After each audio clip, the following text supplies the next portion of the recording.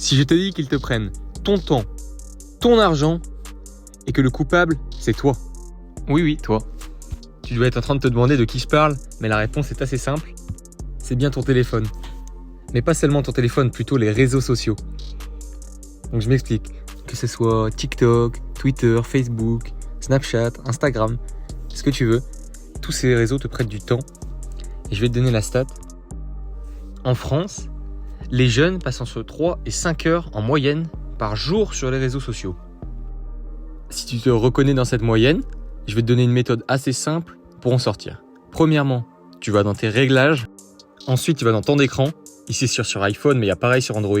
Et tu ajoutes une limite aux applications que tu utilises le plus, comme TikTok, Instagram, tous tes réseaux et tout ce qui te prend du temps. Pour les plus inutiles, où tu passes beaucoup de temps, désinstalle-les. Et déjà après cette étape, c'est un nouveau monde qui s'ouvre à toi.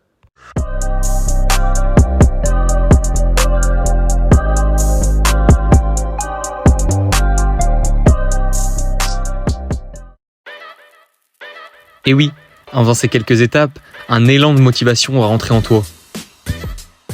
Et il faut le saisir. Donc pour ça, il y a plusieurs méthodes. C'est de développer des nouvelles choses. Ça peut être le sport, la lecture, de fixer des objectifs surtout, que ce soit en n'importe quel domaine, d'essayer d'entreprendre quelque chose, de faire du travail mental avec de la discipline. Je sais que pour ma part, dorénavant, la lecture, c'est vraiment quelque chose de primordial, avec des livres plutôt philosophiques, qui sont pas très récents, mais qui traitent de sujets très actuels.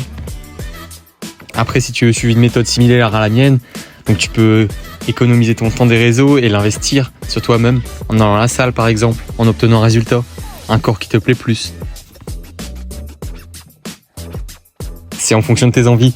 Si tu souhaites développer plus ton corps, fais plus du sport. Si tu veux développer plus ta culture, renseigne-toi sur diverses choses, mais fais quelque chose qui te plaît et qui te développe.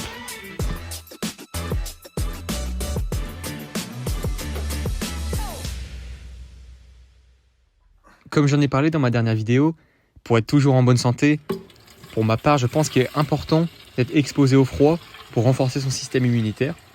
Donc c'est ce que je vais faire ici. Je vais te parler en connaissance de cause, parce qu'avant donc j'étais pas mal sur les réseaux, et depuis quelques années maintenant j'ai arrêté, et principalement je me concentre sur le sport, sur moi-même, sur me recentrer et me comprendre.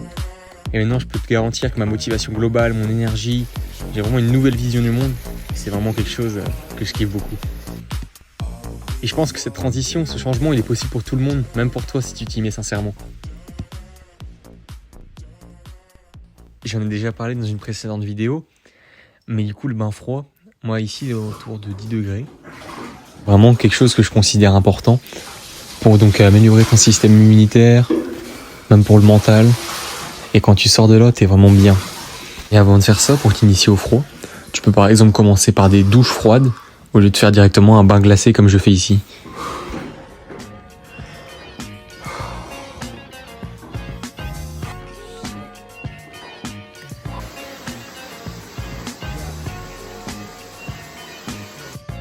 Et comme j'ai déjà pu le dire, c'est assez important d'avoir des routines de santé, par exemple le matin et le soir.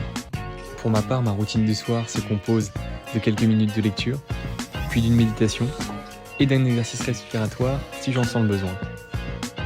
Et ces quelques habitudes du soir introduisent le sommeil, en calmant l'activité cérébrale et en réduisant ses pulsations cardiaques. C'était Axel, je t'invite à t'abonner pour suivre l'aventure.